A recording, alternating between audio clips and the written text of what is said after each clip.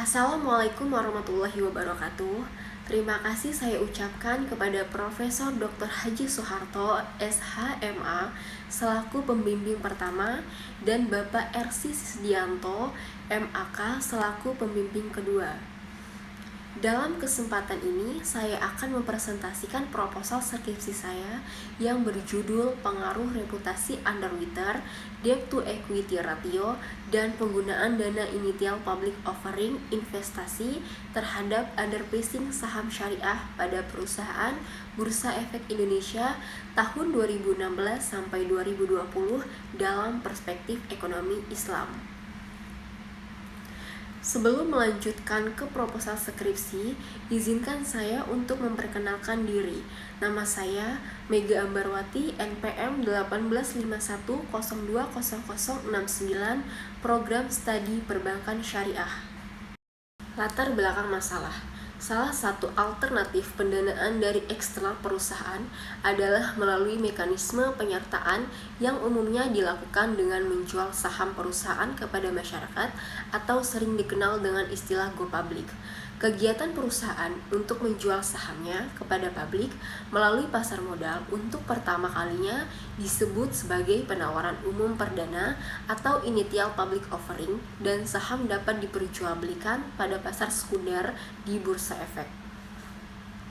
Saham syariah mengacu pada ketentuan yang dikeluarkan oleh DSN MUI nomor 40 atau DSN MUI nomor 10 tahun 2003 tentang pasar modal dan pedoman umum penerapan prinsip syariah di bidang pasar modal yang menjelaskan bahwa jenis usaha, produk barang, dan akad serta cara pengelolaan perusahaan emiten atau perusahaan publik yang menerbitkan efek syariah tidak boleh bertentangan dengan prinsip syariah.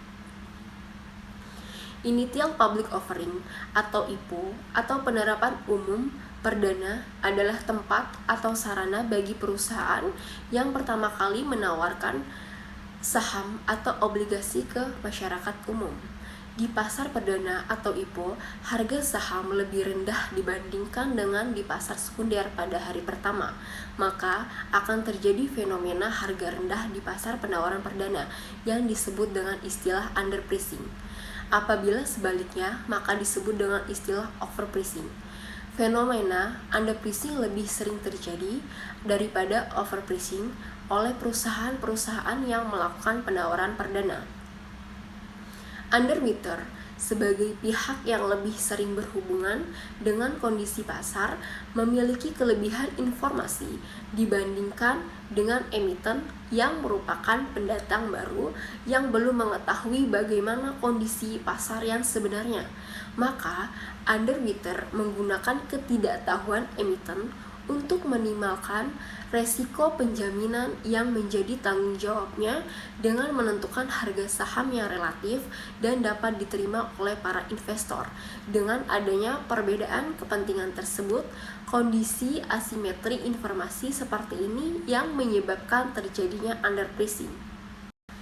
Dalam proses IPO, salah satu tahapan yang paling sulit adalah penetapan harga saham perdana atau offering price yang sesuai dengan harga pasarnya. Salah satu penyebab sulitnya menetapkan harga penawaran perdana adalah karena tidak adanya informasi harga yang relevan.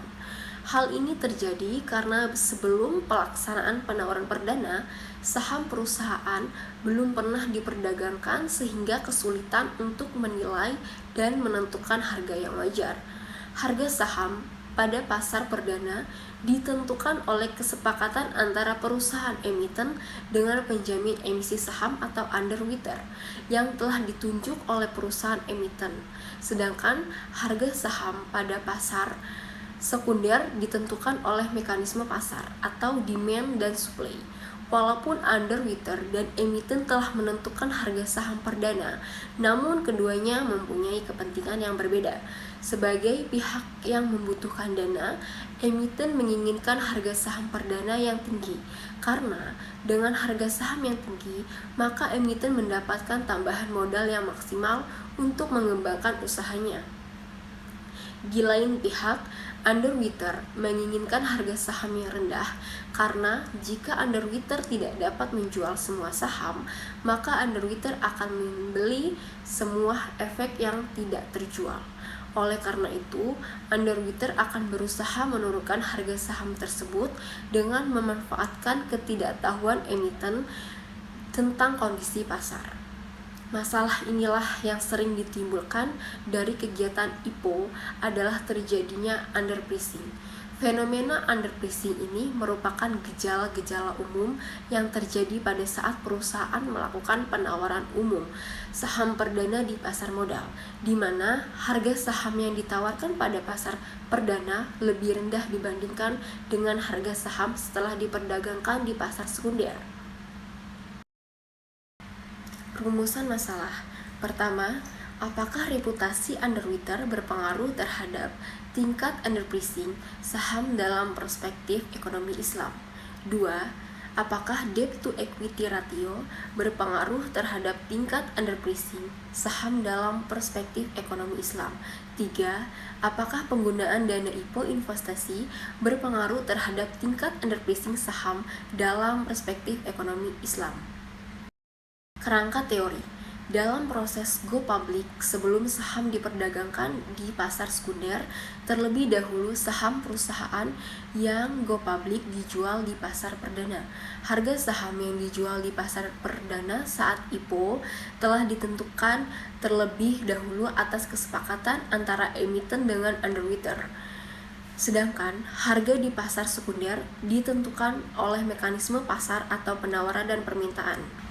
Dalam dua mekanisme penentuan harga tersebut sering terjadi perbedaan harga terhadap harga saham yang sama antara di pasar perdana dan di pasar sekunder. Apabila penentuan harga saat IPO secara signifikan lebih rendah dibanding dengan harga yang terjadi di pasar sekunder di hari pertama, maka terjadinya underpricing. Pertama, asimetri informasi, yaitu karena sebagian besar investor tidak memiliki informasi tentang IPO.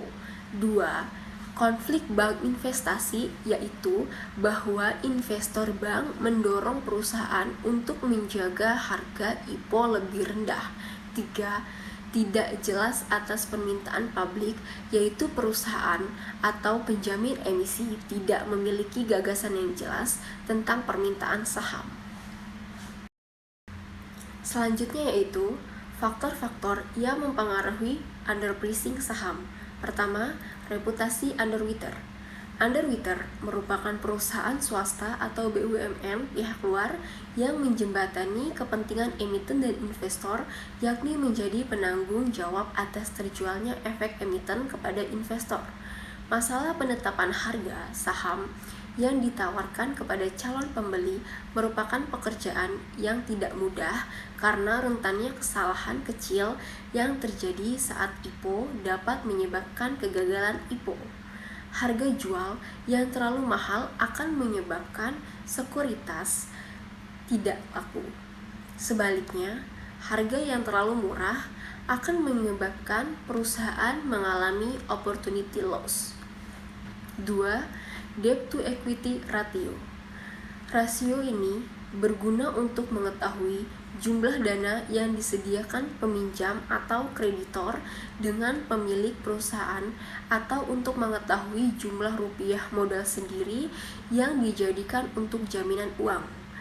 Debt to equity ratio juga memberikan jaminan tentang seberapa besar hutang perusahaan dijamin modal sendiri perusahaan yang dipakai sebagai sumber pendanaan usaha. Semakin besar nilai debt to equity ratio menandakan struktur permodalan usaha lebih banyak memanfaatkan hutang-hutang relatif terhadap ekuitas. Semakin besar debt to equity ratio menjamin risiko perusahaan yang relatif tinggi. Akibatnya, para investor menghindari saham-saham yang mempunyai nilai debt to equity ratio yang tinggi. 3. Penggunaan dana initial public offering atau IPO. Penggunaan dana hasil IPO yang dapat diidentifikasi dari data prospektus yaitu untuk kebutuhan investasi atau ekspansi sebesar 90,68% atau sebanyak 146 perusahaan dan untuk perbaikan struktur modal sebesar 9,32% atau sebesar 15 perusahaan. Oleh karena itu, tujuan penggunaan dana hasil IPO akan diteliti pengaruhnya pada underpricing difokuskan pada tujuan penggunaan dana untuk investasi. Metode penelitian. Jenis penelitian yang digunakan, peneliti menggunakan pendekatan kuantitatif. Dalam hal ini penulis menggunakan pendekatan kuantitatif dikarenakan data yang digunakan adalah data yang berupa angka-angka yang berasal dari laporan keuangan dan nantinya akan diolah menggunakan alat analisis statistik untuk mendapatkan jawaban atas hipotesis yang diajukan. Peneliti mendapatkan data yang bersumber dari laporan keuangan perusahaan yang melaksanakan IPO dan terdapat dalam Bursa Efek Indonesia. Populasi di dalam penelitian ini ialah perusahaan-perusahaan yang melakukan IPO yang terdaftar di Bursa Efek Indonesia atau BI selama periode 2016 sampai 2020, yaitu sebanyak 211 perusahaan yang dilihat dari sumber data di website IDX. Sampel. Teknik penggunaan sampel yang digunakan dalam penelitian ini ialah menggunakan purposive sampling method yang merupakan teknik penentuan sampel dengan pertimbangan tertentu. Metode pengumpulan data. Metode ini dilakukan dengan menggunakan data dari laporan keuangan perusahaan Bursa Efek Indonesia. Selain itu, penelitian ini juga menggunakan metode studi pustaka, yaitu pengumpulan data dengan cara mengambil data dan sumber informasi berupa literatur, skripsi, buku, dan jurnal yang sesuai dengan penelitian. Metode ini dilakukan untuk memperoleh kajian pustaka yang mendukung dalam penyusunan penelitian yang dilakukan. Selanjutnya, uji hipotesis. Pertama, diduga bahwa reputasi underwater berpengaruh signifikan terhadap underpricing saham, sehingga disimpulkan bahwa hasil uji hipotesis yaitu negatif secara signifikan terhadap underpricing saham. Artinya, semakin tinggi reputasi underwater, maka underpricing akan semakin rendah. 2. Diduga bahwa debt to equity ratio berpengaruh positif yang signifikan terhadap underpricing saham. Artinya, semakin tinggi financial leverage, maka underpricing akan semakin tinggi. 3. Diduga bahwa penggunaan dana IPO berpengaruh negatif yang signifikan terhadap underpricing saham. Artinya, setiap penambahan satuan-satuan penggunaan dana IPO untuk investasi akan menurunkan tingkat underpricing.